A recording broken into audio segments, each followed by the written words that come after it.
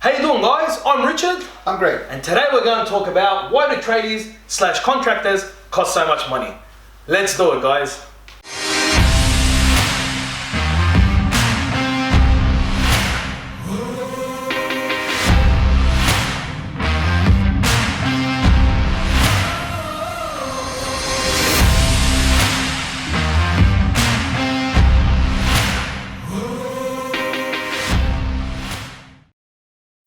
Alright guys, the big question that everyone has, the one that upsets a lot of people, why do tradies cost so much money? Greg, why do we cost so much money? Are we millionaires? No. Are we making a lot of money? No, it looks like it. Looks like it. Or maybe with me because I spend all my money on cars, but I assure you we're not making a lot of money. Greg, give us a bit of a rundown of your experience over the years, how that's translated. You know, you've been a builder since 1979, 69, dinosaur days. Yeah. How has that changed over the years that you've seen? Cost, just pure cost of running vehicles, insurances, warranties, whatever. It's just gone astronomically through the roof. I'd say the wages part of it hasn't changed much. It's basically, we're not much different than we were 10, 20 years ago. But the cost of things, just a license alone, $650 per year, that's minimum. Insurance as well, they can range up to $10,000 just for the insurances. Tools, upgrading tools, breakages, wear and tear, you're going to go for at least 20 grand a year, just on stuff that you wouldn't even consider. Vehicles, same thing, a decent vehicle now, you're looking at 60 grand. Then you got to run the fuel through it, insure it. Any breakdowns, repairs, you have to hire a vehicle while you're not on the road. Again, we go to tolls. Tolls that just keep going up all the time. Advertising, big. Warranties is a big ticket item as well. Taxmen love you every 3 months. Guys, I'm going to go through these a little bit more in depth. Licensing, like Greg said. It's an ongoing thing. If you're a builder, you have to do CBD points, you have to go do courses, yes. You have the cost of the license. Not only do you have the cost of the license, you have to go through the 4 years of struggle to get to the license where you make peanuts working for someone else as an apprentice, yep. And being told to go get coffees and all the, you know what you have to go through to get to where we are today. License, that's not the biggest factor. Insurance is another big factor. Insurance can vary widely, so you got to insure the car. Okay, if you have multiple, one of your contractors driving it, the insurance goes through the roof. If your contractors keep, having accidents, the excess and your premiums go through the roof. Then you've also got your insurance of the tools. Then you've got the insurance, public liability. Then you've got work cover insurance. All in all, you could be spending, upwards of $8,000 to $10,000 a year on insurance. An average small business will be on, $3,000 to $5,000 a year in insurance alone. So that's something you have to consider. And this also, the more you do, the bigger that number blows out. That's right. Like Greg said, and like for example, work cover insurance. The more you pay a contractor or a worker, someone that works for you, it goes up exponentially. The more workers you have on, it goes up exponentially. So actually, you've got when you're on your own doing small jobs, it's not that bad.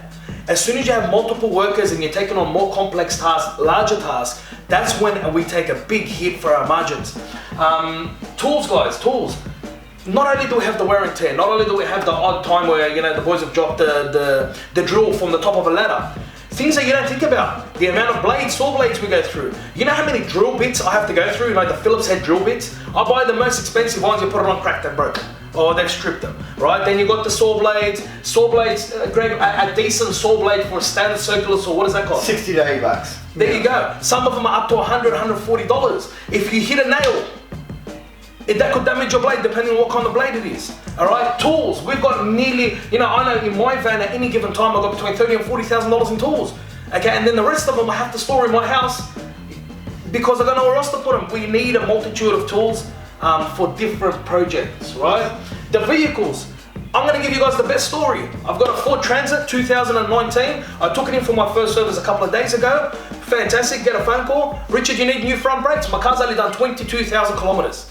Okay, my standard service is $400. My phone brakes are $1,200 and they're not even available in Australia.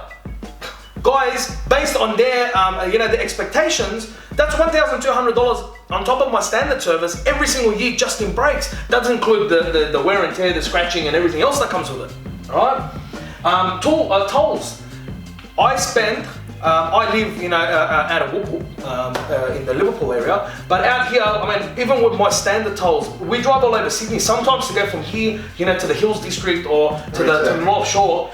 I spend $30, $40, $50, $60 in one day on tolls. If your contractor has a truck or a dog and bogey or a large vehicle, they could be spending $22 one way on one road.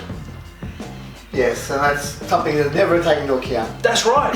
Advertising, guys. I mean, we're one of the fastest growing businesses in Sydney at the moment. My advertising is over $10,000 a month, and it's only getting higher and higher and higher until you get to that point where you're like someone like Jim's, who's been around for 20, 30 years, who no longer needs to advertise because he's got the reputation. It's a known household brand. But until you get to that point, advertising, website. I have spent, in the last 6 years, I've spent over $50,000 on websites. And it keeps getting upgraded and different and changing as the business grows. So advertising is huge. The cost per acquisition of a customer. So before we've even taken on your job, yes, when we come to your house and say, hello, my name is Richard, I'm from Yes I Can, you've already cost me, in a very bad scale, $100, $200, $300. That's what you've cost me just for me to come to your house and say, hello, my name is Richard. No work involved. No work involved. This is the cost per acquisition. This is all of our advertising with all the leads that we get and conversions. So it's quite expensive. Warranty, guys. And this is where you have a problem. If someone's coming in underpriced, if I quote you $1,000 for a job and Greg quotes you $300 for a job, okay? Something happens 2 years down the line. What's the chances of Greg coming back out of his own pocket to come and repair that job? Yes, that's the hard part. The warranty is a key issue when you're doing any of this. Selecting a contractor is going to be your make and break. That's right. Guys, warranty. The warranty repairs, possibilities for problems to happen has to be built into our price. And the biggest thing in the room, all right, this thing still absolutely boggles my mind, tax. The worst thing is the more money you make, the more you have to pay this lovely gentleman here. Not that there's anything wrong with that, but you gotta understand, your local handyman can charge you a better rate because he's a sole trader, he doesn't make past a certain bracket of income, okay? He's probably not registered for GST. Once you're making, over the 200, 300, 400,000 turnover, the tax man technically gets about 40%, anywhere from 30 to 40% of your bottom line as tax. That doesn't include the GST. And a lot of people are like, can you waive the GST? 10% goes from me to the government. If I take it off you, it comes off my bottom line. End of story. Yes. All the hidden things you don't see. That's right. That's why your big companies like Bunnings and this is, and all your major building companies and all your big contractors and gym, they're not going to budget on the GST. Because as a small contractor, you could be not registered, you could afford it. As you scale and grow, the tax becomes a massive issue. We just can't take it anymore.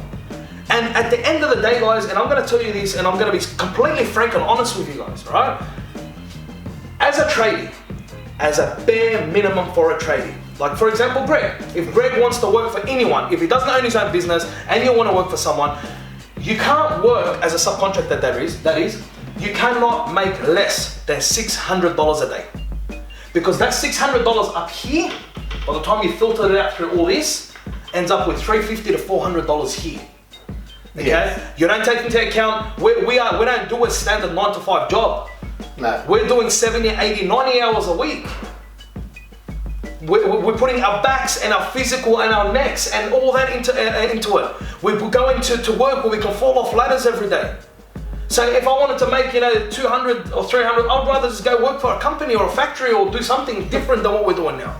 Be on a beach. That's right. With a larger company like Yes I Can, for example, as we're scaling, we need to hit a minimum 40% margin because that translates down the line. You got a secretary, you got bookkeepers. I don't have to go the whole, the inside of my business, the software that we use, the integration, the systems. If I make 40% on my top line, I'll be lucky if the company makes 10% on the bottom line. So for every $1 million that we turn over, I'll be lucky if the company makes $100,000 before tax. Yeah, so these are the things you don't see. The background stuff. The people that aren't, you look at one person at your house, there could be 10 other people backing that up in the background. Secretaries, for whatever reason, accountants, you don't see them all. That's right, guys. Like accounting for a company. If you're getting a decent accountant that knows what they're doing, and all your traders out there, you know how many times you've been ripped off by the cheap accountants, right? How many times they've stuffed up, and at the end of the day, he makes a mistake, it's on you as an owner of the company. ATO says it's your responsibility to check. A decent accountant's $14,000 a year. You're doing BAS statements every 4 months. You got consolidations. Now we're at a stage where we need 2 bookkeepers. And office. And like, guys, please, if someone's giving you a ridiculously cheap price, we've done this video, we've done how to select a tradie. We're doing all these videos for your benefit. So you can look at them. This is logical. We're not giving you any information that's illogical. It's all logical. Use your brain. Think about why certain people are giving you a price that is absolutely ridiculous. I can't even match. There's no way. It's not that we don't want you money. It's not like we want to rip you off. It's all about giving you advice. And when you select somebody, you've got some sort of comeback. If you've got no warranty, what's the point of doing it? Mate, if we give you 15 years warranty, and I'm gonna be broke in 5 years, what's the point of me giving you 15 or 20 or lifetime warranty? Yeah. Guys, this video has taken a very long time already. Thank you very much for watching. I hope we're helping you guys. If you have any suggestions for videos, or if you have any questions you'd like, please email us info@yesican.com.au. You can reach out to me personally, richard@yesican.com.au. Visit our website, www.yesican.com.au, or contact us 1-800-300-937. That's 1-800-300-YES. And please guys, don't forget, at Yes I Can, if we can't do it, no one can. Thank you very much, Greg. Thank you. See you guys next time.